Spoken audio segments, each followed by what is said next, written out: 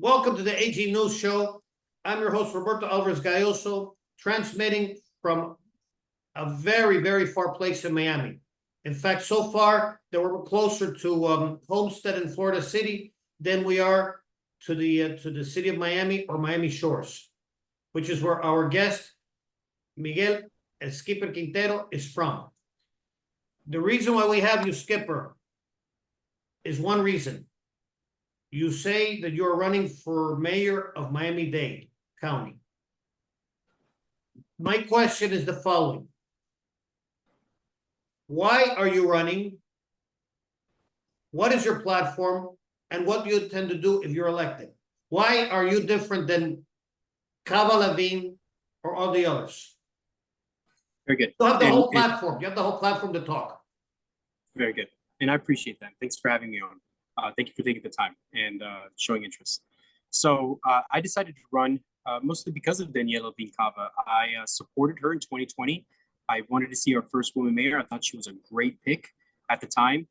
But as a year into her administration, she wasn't keeping her promises. That was only a year in, but then the code enforcement, which is directly under Cava, they began to harass me. They began to issue me not citations, but threaten me with citations. And that went on for a couple years.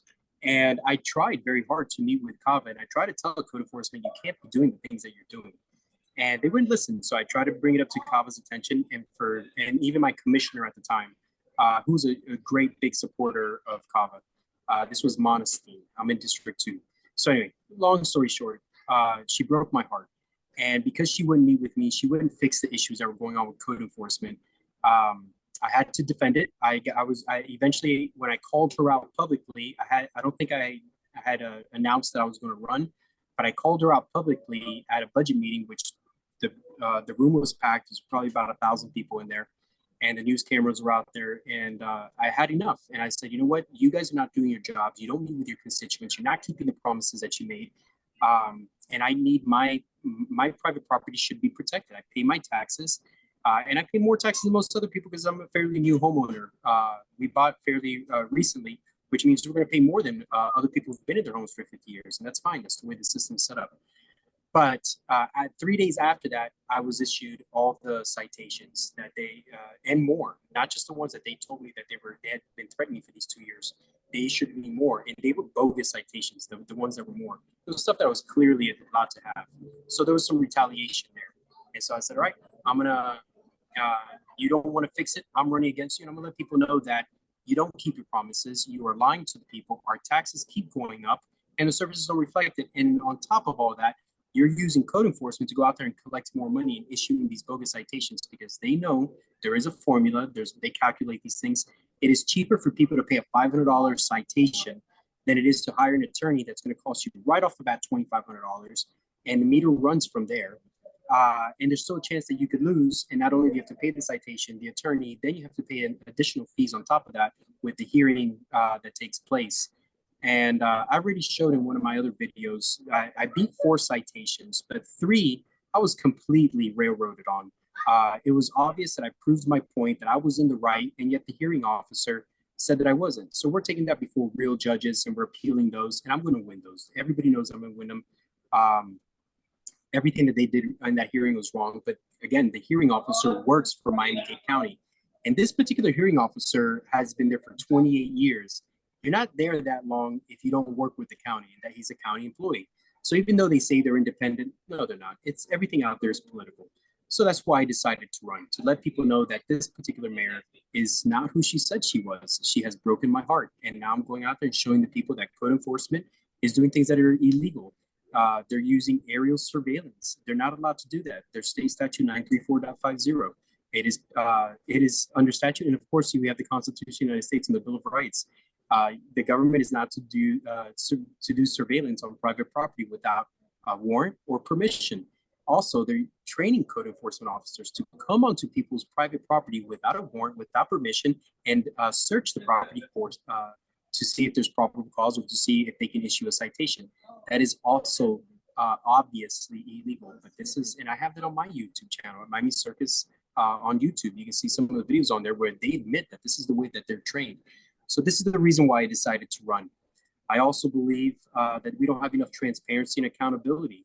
So my first order of business, my biggest promise is I'm going to put a live camera in the mayor's office to remind everybody it's not my office. It is your office, and you have the right to know what your employee is doing. It's a tool that I can use to keep other politicians in check. It's also a tool that I can use to every day be able to show the public how government is working for them or for you, for us, or against us. And it's never been done before. It could revolutionize the way that we do local government. There's nothing private about public office. It's public office. And at the local level, there's no top secret stuff. Now, there would be private meetings because there are times you want to meet with your constituents and they have private matters. Yeah, we go to a separate room, but at least people know who came in. So when you have these big developers and these big businesses, let's take, for instance, if Elon Musk wanted to come in to Miami-Dade County and do something with the boring company or something down here, he has some right to privacy in his company. He has proprietary information. Well, at least people know that Elon Musk came in, and then we will go to a private room. But at the very least, you know that he came in, you know roughly what we're talking about, but we can't go into the details because that is proprietary. Another thing that I would do is show the electorate, show the voters, show the residents how to recall your public officials. And they make it very hard. It used to be easier. Now you have something like a 24-hour window to collect, I think it's like 16,000 signatures. And the only way that you do that is to have that camera system, build a following, make government sexy again. I have to come out there and show the people that I'm here for them, and then throw an event. And me owning a circus company and an entertainment business, that's not hard for me to do. I will throw an event and we'll get 16,000 signatures well within 24 hours or whatever the time slot is. And we will recall these public officials that don't do right. Here's another thing that a lot of people don't know, and I will bring attention to. You have Commissioner Regalata, for instance. She has the contract for the operations of all of the jails in Miami-Dade County. That is a sitting commissioner who has a contract, and these are multi-million, probably $100 million contract for her company. And she's making decisions on the dais that can benefit her company, and yet nobody's talking about this. This is not ethical. And yeah, there are ways to do these things, but it shouldn't be allowed. Well, that's where I would come in and say, you want that contract, you're going to bid like everybody else, and no, you can't be a commissioner. You're going to have to step down. So this is why I'm running.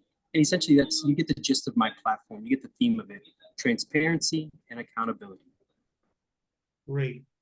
So this is what you just told me is what we'll be expecting from you if you are elected. Correct. Anything else you want to talk about in your campaign that we haven't touched that you might want to add? I mean, there's a couple people that I like that are running as well. They're not career politicians. No, just anything, any further elaborations of your platform if you want, even though we've covered everything. Any message that you want to give to the people of Miami-Dade? I have some fun ideas, some cool ideas. We'll have to do a proof of concept in a smaller community, maybe in one of the districts that are willing to do it, which I think West Kendall is one of those districts that would be willing to do it, which is why I wanted to mention Brian Paz Fernandez. He's running for commissioner out there. He said he's willing to work with me. But transportation is a massive issue. I don't think that our better bus network is working for everyone. That's something that was rolled out a few months ago, or maybe 4 months ago. It's not working out for everybody else, and we have to revert back to the old system until we get a proof of concept of something better. We spend a lot of money on these buses, and it's about 3% of Miami-Dade County taxpayers who take advantage of buses. Now, rails is a different story. And that's included, rails are included in there, but we can definitely do more with rail. But the bus itself, it's just under 3% of the voters or the taxpayers, the residents of Miami-Dade County who use the bus system. And we can use that money, I think, a little bit wiser. And I have some fun ideas on that. Code enforcement is something that I definitely would revamp. Now, when it comes to the buildings, the condo buildings, I do think code enforcement is more important there. because you're talking about a shared building and shared walls. It's a shared community, as opposed to single family homes where I have an acre, for instance. A lot of people have a quarter acre or an eighth of an acre, but they still have distance between themselves and a neighbor. Where if a single family home house catches fire, and doesn't apply to everybody, but it's not likely that the other house is going to catch on fire. Where if a unit at a condo catches on fire, it is very likely that other units are going to go up very fast.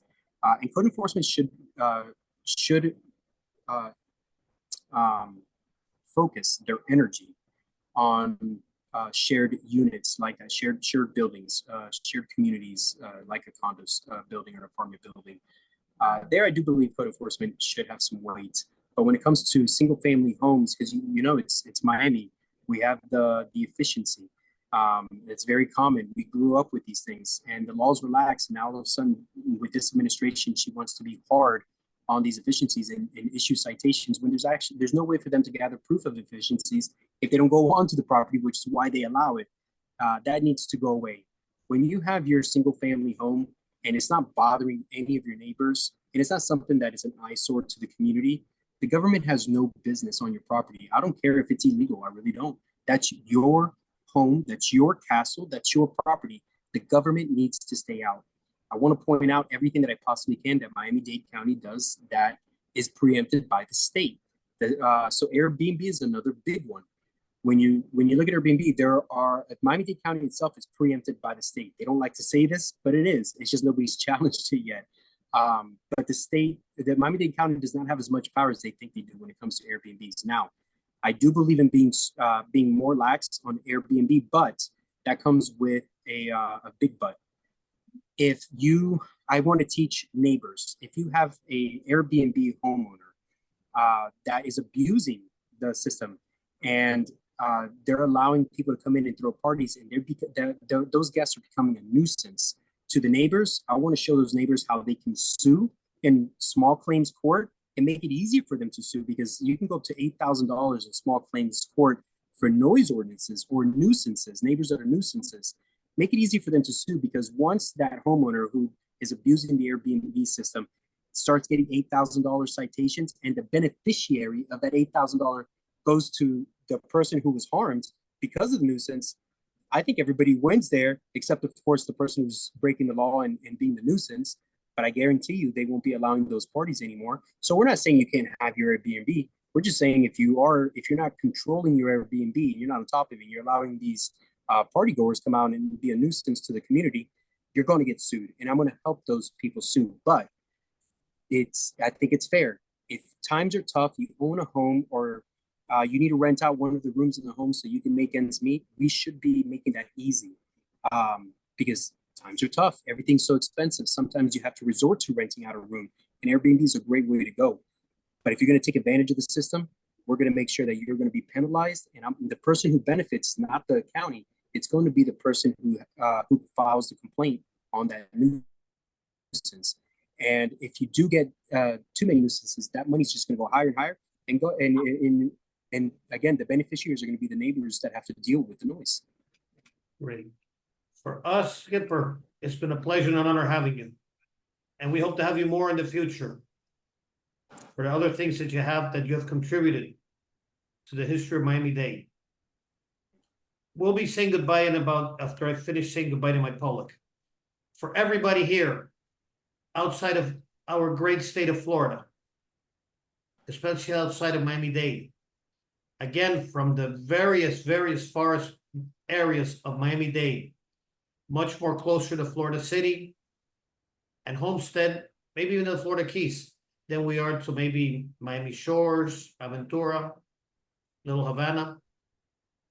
This is Roberto Alvarez-Galloso from the AG News Show. Wishing you not only may God bless you, but peace in, peace out, and peace everywhere.